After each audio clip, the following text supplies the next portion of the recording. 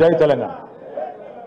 గౌరవనీయులైన పెద్దలు, మీ అందరికీ ముఖ్యంగా చేవెళ్ళ రాజేంద్ర నగర్ ప్రాంతానికి సుపరిచితురాలు, మీ ఆడబిడ్డ, మీ ఇంటి కోడలు, ఇంకా మీకు అమ్మలాంటి నాయకురాలు, పెద్దలు, మాజీ మంత్రివర్యులు మహేశ్వరం శాసనసభ్యురాలు అక్క శ్రీమతి సబితా ఇంద్రారెడ్డి గారు, గౌరవనీయులు, తప్పకుండా మీ అందరి ఉత్సాహం, మీ అందరి ఆవేశం చూస్తుంటే ఎంతో కాలం లేదు, తొందరలోనే తప్పకుండా రాజేంద్ర నగర్కు కాబోయే ఎమ్మెల్యే గారు సోదరుడు మా తమ్ముడు పట్లోళ్ళ కార్తిక్ రెడ్డి గారు, అదేవిధంగా వేదిక పైన ఉన్న సోదరి ములుగు నియోజకవర్గ ఇన్ఛార్జ్, మొన్న జరిగిన ఎన్నికల్లో పోటీ చేసి కొద్దిపాటి ఓట్ల తేడాతో అక్కడ ఓటమి పాలైన మా చెల్లెలు బడే నాగజ్యోతి గారు, వేదిక పైన ఆసీనులైన పెద్దలు అనంతరెడ్డి గారు, అదేవిధంగా సోదరి అర్చన గారు, ధర్మారెడ్డి గారు, ఇంకా డిసిఎంఎస్ అధ్యక్షులు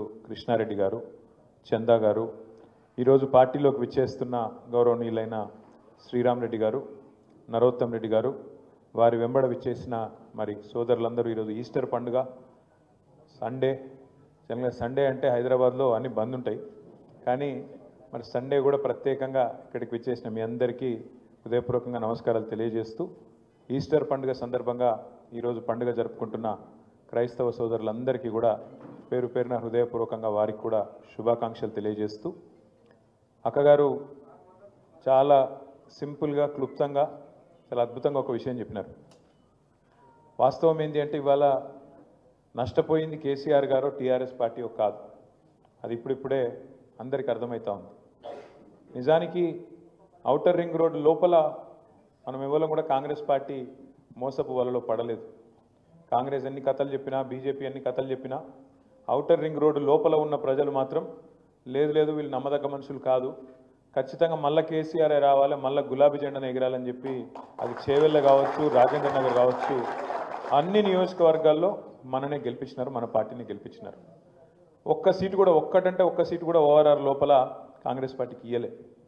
బీజేపీకి కూడా అడ్డిమారి గుడ్డి దెబ్బ అని ఒక సీట్ వచ్చింది, అది కూడా మన క్యాండిడేట్ మనం పెట్టినోడు కొద్దిగా కరెక్ట్ లేకుండా ఆఖరికి ఆగమాగం చేసిండు కాబట్టి గోషామాయలు పోయింది. కానీ లేదా బరాబర్ గోషామాయలతో సహా కాంగ్రెస్కు బీజేపీకి ఒక్క సీటు రాకుండా హైదరాబాద్ను ఏకపక్షంగా మనం స్వీప్ చేస్తుంటాం. వాస్తవం ఏంటి అంటే ప్రజలు ఎప్పుడైనా కూడా మంచి పనులను ఖచ్చితంగా ఆదరిస్తారు. కాకపోతే పేదలు లేదా కొంతమంది ఎవరైతే మిత్రులు ఉంటారో, ఇంకా ఎవరైనా ఎక్కువ చెప్తే కేసీఆర్ లక్షిస్తుండు కదా, నేను మీదికి వెళ్ళి తులం బంగారం ఇస్తా అని చెప్తే కొద్దిగా మా ఆడబిడ్డలు అక్కడక్కడ కొద్దిగా టెంప్ట్ అయినరు. రైతులు కేసీఆర్ 10,000 ఇస్తుండు కదా, నేను 15,000 ఇస్తా అంటే, నువ్వు అర్జెంటుగా ఊరికి 2 లక్షల లోన్ తెచ్చుకో, నేను వస్తూనే ఉన్నా, వచ్చిన మర్నాడే సంతకం పెడతా, మొదటి సంతకం పెడతా అంటే రైతులు కొద్దిగా టెంప్ట్ అయినరు. అట్లే పెద్ద మనుషులు 2,000 కాదు 4,000 ఇస్తా, కేసీఆర్ ఇంట్లో అవ్వకో తాతకో ఇస్తున్నాడు, నేను ఇద్దరికి ఇస్తా, ఇంటికి ఇద్దరికి పెన్షన్లు ఇస్తా, సోనియమ్మ చెప్పింది వచ్చే నెల నుంచి పైసలు పడుతూనే ఉంటాయి అని చెప్పి గట్టిగా చెప్తే పాపం కొంతమంది వాళ్ళు కూడా టెంప్ట్ అయింది. అట్లాగే నేను రాగానే మొదటి సంవత్సరంలోనే 2 లక్షల ఉద్యోగాలు నింపుతా అని చెప్పగానే రాహుల్ గాంధీ వచ్చి అశోక్ నగర్ ఛాయ్ హోటల్ కాడ కూర్చొని ఛాయ్ దాక్కుంటా పోజులు కొట్టుకుంటూ చెప్పగానే మనం ఇచ్చిన 1,60,000 ఉద్యోగాలు మర్చిపోయారు, ఆయన మొదటి సంవత్సరమే 2 లక్షల ఉద్యోగాలు ఇస్తారట అని చెప్పి పిల్లలు కూడా కొంత టెంప్ట్ అయింది. ఇట్లా ఇన్ని రకాలుగా 1-2 కాదు 420 వాగ్దానాలు చేసి, 420 అంటే మోసం అంటలేను నేను, నిజంగానే 420 వాగ్దానాలు చేసిరు. ఎస్సీ డిక్లరేషన్ కోసం మీ చేవెళ్ళని మీటింగ్ పెట్టారు, ఎస్సీ ఎస్టీ డిక్లరేషన్. ఖార్గే సాబ్ను పిలిచిరు, ఇక్కడ ఉన్నోళ్ళు చెప్తే నమ్మతలేరు, ఇక్కడ ఉన్న రేవంత్ రెడ్డిని బట్టి విక్రమార్కని ఎవరు నమ్మతలేరు, పెద్దోళ్ళని తీసుకురావాలని చెప్పి ఖార్గే సాబ్ను పాపం ఢిల్లీకి వెళ్ళి తెచ్చిరు. అట్లనే రైతు డిక్లరేషన్ అని చెప్పి రాహుల్ గాంధీని తీసుకొచ్చి వరంగల్లో మీటింగ్ పెట్టిండ్రు. అట్లాగే బీసీ డిక్లరేషన్ అని చెప్పి సిద్ధరామయ్య గారిని తీసుకొచ్చి కామారెడ్డిలో మీటింగ్ పెట్టిండ్రు. యువజన డిక్లరేషన్, విద్యార్థి డిక్లరేషన్ అని చెప్పి తీసుకొచ్చి మన ప్రియాంక గాంధీ గారిని తీసుకొచ్చి హైదరాబాద్లో మీటింగ్. ఆఖరికి మహేశ్వరం నియోజకవర్గంలో మొత్తం మేనిఫెస్టో, అంటే ఈ అన్నిటి సమాహారంగా ఇన్ని డిక్లరేషన్లు, ఈ కథా కార్ఖానా మొత్తం అన్నీ చేసి ఒక దగ్గర కూర్చి దాన్నంతటిని తీసుకొచ్చి తుక్కుగూడలో మీటింగ్ పెట్టి సోనియా గాంధీ గారిని పిలుచుకొచ్చి మరి రాష్ట్ర ప్రజలకు మేము ఇస్తున్న మాట 10 ఏళ్ళు మీరు టీఆర్ఎస్ను చూసిండ్రు, మాకు ఒక్క అవకాశం ఇయ్యండి తెలంగాణ వచ్చినాక, ఒక్క తాప కూడా ఛాన్స్ ఇయ్యరా అంటే కొంతమంది అట్లా కూడా ఆలోచించారు. 2 సార్లు వీళ్ళకి ఇచ్చినాం కదా, ఒకసారి వాళ్ళకి ఇత్తాంతి ఏం పోయింది అనుకొని ఛాన్స్ తీసుకున్నారు. మరి అలా ఛాన్స్ తీసుకుంటే ఏమైంది? మన మీద అవ్వుకొని బొందలు పడ్డట్టు అయింది, మంచిగా తినే పల్లెంలో మను పోసుకున్నట్టు అయింది. ఎందుకంటే మీరు ఆలోచన చేయండి, నిజంగానే మంచి పనులు చేస్తే అధికారం ఎవ్వరికి శాశ్వతం కాదు. నిజంగానే మంచి పనులు చేస్తే వీళ్ళు కాంగ్రెస్ వాళ్ళు మనం కూడా అభినందించాలి. ఎందుకంటే కొన్ని మంచి జరిగినప్పుడు మంచి అనాలి. రాజశేఖర్ రెడ్డి గారు ఆనాడు ఆరోగ్యశ్రీ అనే మంచి పథకం పెట్టిండు అని చెప్పి కేసీఆర్ గారు స్వయంగా శాసనసభలోనే అందరి ముందే కుండబద్దలు కొట్టినట్టు చెప్పడమే కాకుండా దాన్ని కొనసాగిస్తా అని చెప్పారు. మంచి పనులు చేస్తే ఒప్పుకోవాలి, తప్పేమున్నది.